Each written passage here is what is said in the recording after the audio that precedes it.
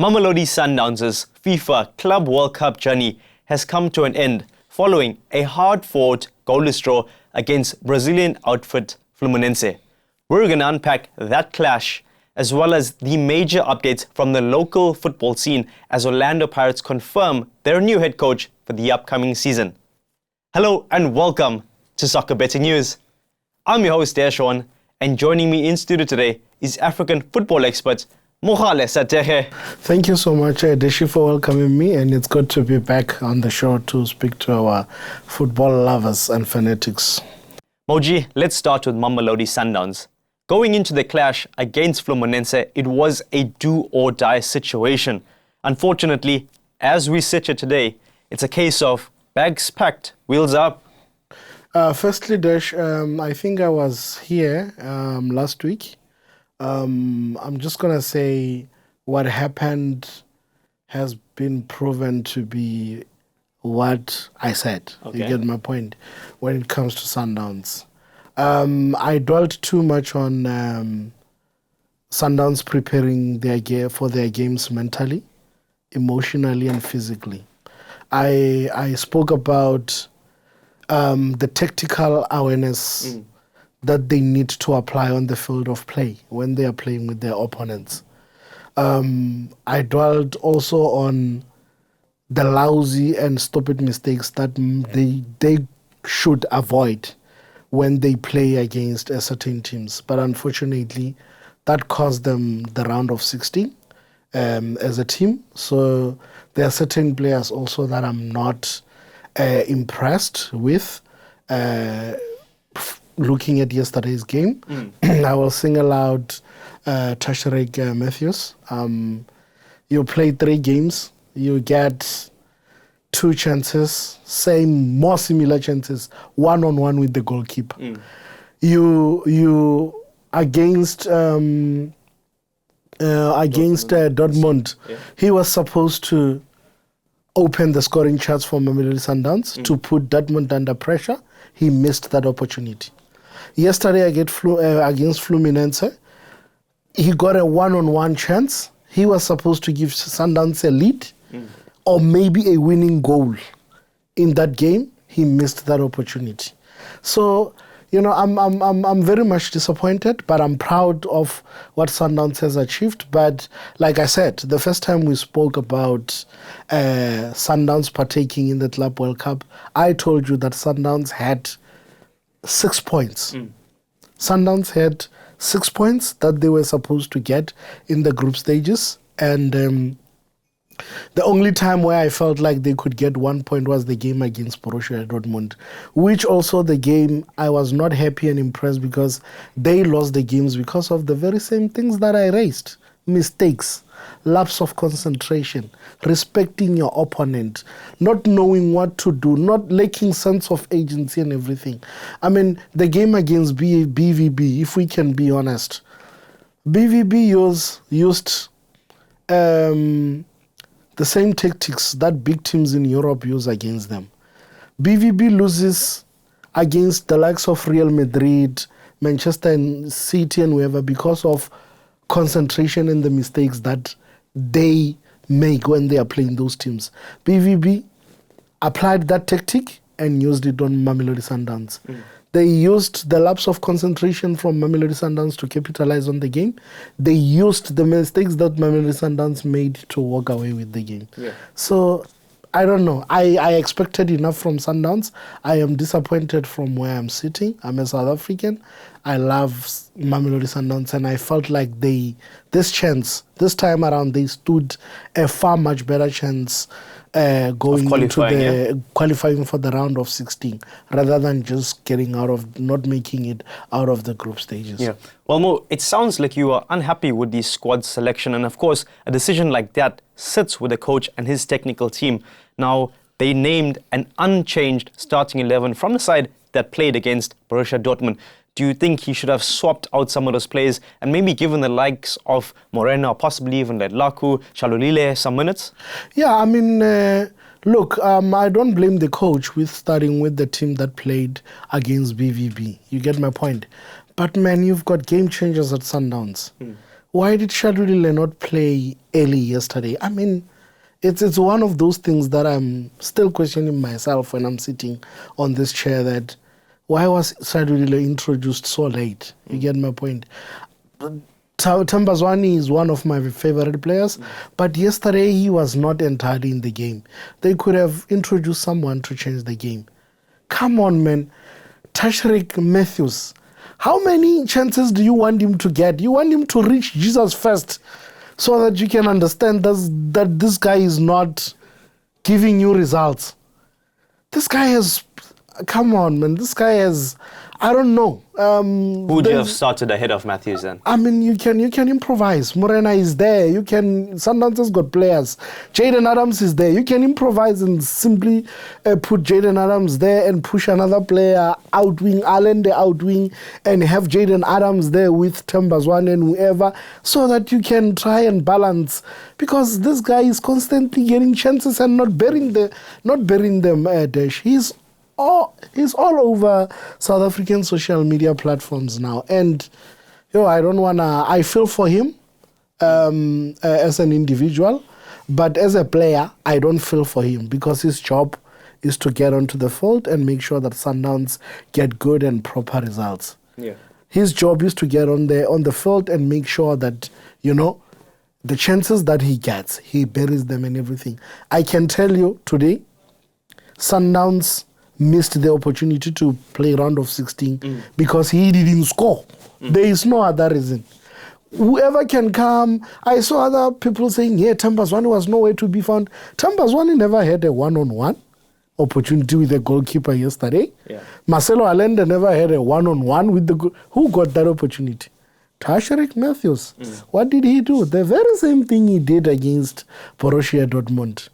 If he had scored against Borussia Dortmund, it had been a draw. Again, this is pure and bitter truth, but people are not ready to hear it. Yeah.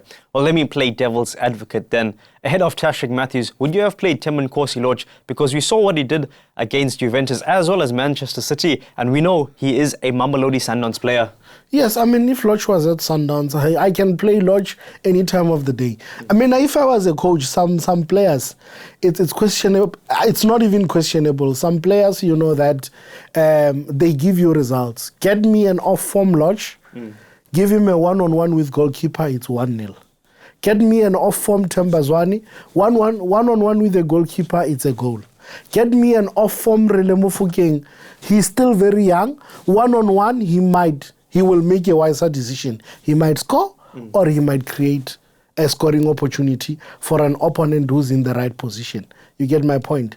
But you are Tashreeq, you get the same chances. Sometimes you must weigh your options. Okay, I always have an opportunity of getting these chances when I'm on the field. Okay, maybe because I can't bury them. Let me just be a team player. Let me just pass whoever is in a good scoring position, and then the team takes the lead and we might win the game.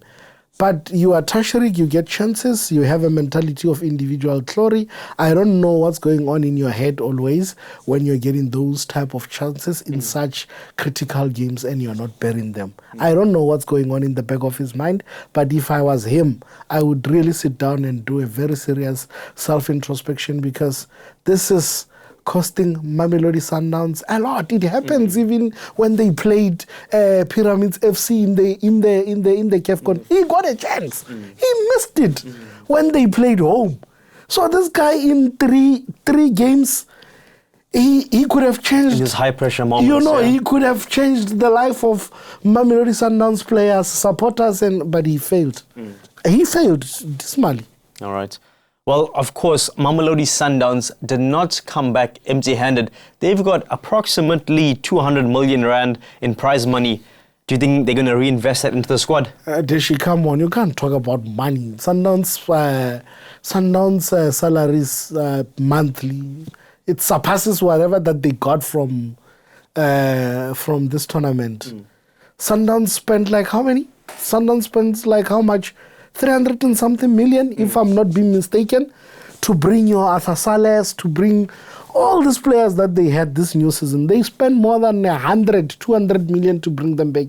Then they made 200 million for the entire season, it's a loss. It's a loss. They are Mamelodi Sundowns. They're a big brand. Yeah. They've got money to splash and everything. But these are tournaments whereby they should be, getting money and stuff and everything to at least not take money from their winnings of the league and everything to balance some of the things and stuff. In terms of money, I can arguably what they made, I can say it's equivalent to their expenses and their spend as a team season. All right. In season out, but at least a player like Ingram Reyners won. Ingram Reyners won 8-point-something million man of the match. That is what Chiefs won, by the way, in the Nedbank Cup final. So Ingram Reyners as man of the match won the equivalent money. He even won more than what Chiefs made this season. All right. Well, let's move the topic over to Kaizer Chiefs. Then the Glamour Boys will depart for pre-season in Netherlands very soon. What have you made about their pre-season preparation so far? Well, I'm not worried about Chiefs as long as they have the same team and the same players. It's the Chiefs that will still fail to qualify for the top 8. Sometimes when I speak the truth, it's like I'm in favor of certain. I don't like what is happening at Chiefs. We know what Chiefs is capable of, and I will never stop saying what I'm saying, Dash, up until at Chiefs they start doing the right things that we know Chiefs is capable of.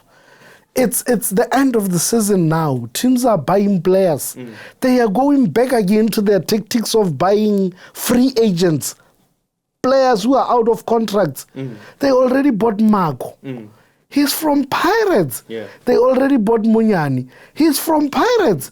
They are already looking at Igadoro. Someone who failed at Mamelodi Sundowns and was a loanee player at Amazulu. Why can't you just buy your own talent, your own players that you need? It's going to be lies. Pirates just snatched Mbule in their faces. What were they looking at? Where were they looking? Mbule was one of the players, MasterChef. MasterChef is a cookie store of a high note. Whether we like it or not, Pirates is going to be hot because of that guy in the middle of the park. Sipho Mbule is just, Chiefs should have gotten for that guy to change their luck for next season. They went wherever they went with the current squad that they have. Who knows, maybe when they come back, they might surprise us and unveil players like Pesita and they might unveil some of the big names and so forth. But if they don't, if Chiefs is going back with the same players that they had this season, I don't even know. I don't want to say anything. Yeah. Well, of course, they did qualify for African football after lifting the Nedbank Cup trophy last season. Do you think that African football qualification will help lure players to Kaizer Chiefs? The likes of Percy Tau you mentioned, should he be prioritized? He should be prioritized because of the experience he's got when it comes to continental football. So I think players like Percy Tau will fit very well. But players like Inesio also, they've got too much experience because I think he's from Wydad. He came with Nabi. So I think those are the type of players that they should look at for them to kind of fit and become real competitors of the CAF Confederations tournament. And another thing, if I'm not sure, I just had rumors. Who's this guy from Mozambique? Their left back, the one with dreads. Dove. Is Dove leaving? Yeah, he's already left. He's been confirmed to have. Yeah, then you see. Okay, Dove leaving, then it means now it makes sense of the Marco sales. But yeah, man, Marco is quite a good player, but you're Kaizer Chiefs, man. You used to give us the likes of Onesmo Basera. You gave us David Obua. You gave us Tenashilingo Masha. You gave us great players, bro. We are missing that. We miss that from Kaizer Chiefs, man. We miss that. They could have gotten to Pyramids. They could have gotten Fiston Mayele. They could have gotten... There's a plenty of great players. They missed on signing great players. Aziz K, he went to Wydad. He was on Chiefs' radar. Why can't they conclude deals of big players at the present moment? I don't know what is happening at Naturena, but it has to be fixed. We miss that Kaizer Chiefs. Well, one team who is not standing on ceremony is Kaizer Chiefs' noisy neighbours, Orlando Pirates. The mighty Buccaneers unraveled several different players. We're looking at the likes of Nduli, Nemtajela. There's even Kwaiba from Chippa United. Which one of the lot is your standout player? Look, if you can look at the 7 players that Pirates signed, I don't want to lie, they had great seasons with their teams, all of them. You talk about Yanele Mbutuma from Richards Bay. He had a great season. He was even called for the Bafana friendlies now, and we saw how he performed in those 2 friendlies, which shows you that Kwaiba, yes, he's also a good player, you know. And then, but I mean, I'm saying people must watch out for Nemtangela. Like, what a player. What a player. Marumo Gallant's midfielder, midfielder. He's going to surprise many. He's a surprise package this season for Orlando Pirates. So most of the soccer fanatics in the PSL must watch out at that young man. And also Pirates pulling a surprise signing of Master Chef Sipho Mbule. The coach went to the Marawa show and said, was it Marawa or Andile show, and said, I would like to play with Mbule, Master Mbule. Chef, I would like to have Mbule in my team. And Dr. Koza cooked. Late night, evening and calls. Dr. Koza cooked. By the way, again, Pirates is on Neo Mahema's radar. So you might see Neo Mahema being unveiled by Orlando Pirates. So, man, whatever that they're doing as Pirates, I'm thinking that it's just a sign that shows you that we are hungry. We want back the glory days. We want to stand a chance also for winning CAF and so forth and stuff, because they are adding on the current players that they have. Based on the current squad that they have, they only lost Munyani, they only lost Mago. They are going to loan out a couple of players. They are very much best players are still there. I mean, TLB is still there, Mufukeng is still there, Nkota is still there, Tito is still there, CBC is still there, Ndai is back from injury, Cesar is back from injury. So Hoto is still there. He added another year or 2 years addition on his contract to stay with the mighty Buccaneers. I don't know how many right backs Pirates have. I even lost count.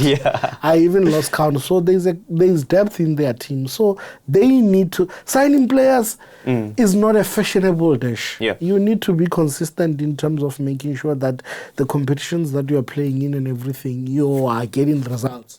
Well, not only have they signed players, they've got a new man at the helm. Now, do you think the former Marumo Gallants man is going to be the one to lead them to that elusive South African top flight trophy? Because they have finished runners-up for the previous 3 seasons. He's not bad at all. I went through and checked his stats. He's not bad. And what impressed me before checking his stats is because I was familiar with the style of play. Yeah, he plays position football. He plays for position football, and he took over Marumo Gallants with 12 games left. He won 5, he drew 4 and lost 3. In that tenor of halfway quarter to the PSL season coming to an end, he championed Marumo Gallants to the Nedbank Cup semi-final, which they lost 1-0 against Pirates. In terms of getting them out of relegation with those 12 games remaining, in those 5 games that he won against Pirates and Kaizer Chiefs to get 6 points to save the team. He's quite a good coach. I'm very much happy. He's got football background. I mean, even his former teammates, Andre Boamote, they used to be teammates at Fulham. He did mention that he's going to do wonders for Orlando Pirates. People must wait and see what he's coming, because he's a cookist, and what's going to help him succeed is because he's a very resilient person. He's very determined and he's very positive minded. So Pirates supporters, faithfuls must just remain humble. The man is going to give them results. He's going to surprise him. And I did even have the guts to say on social media when they were mocking him that this guy is going to surpass Riverios' success. Mo, as always, it's been a pleasure unpacking all things Mzansi football related with you. Football fans, you've heard it right here from African football expert Moji and myself, Deshaj. If you haven't already, don't forget to smash that subscribe button and don't forget to like this video if you enjoyed it. Keep it locked onto soccer betting news across all socials. Until next weekend, cheers. It's a show. It's a show, brah. For more soccer betting tips and previews, get the latest edition of Soccer Betting News for only 10 Rand at your nearest Hollywood Bets branch or newsagent.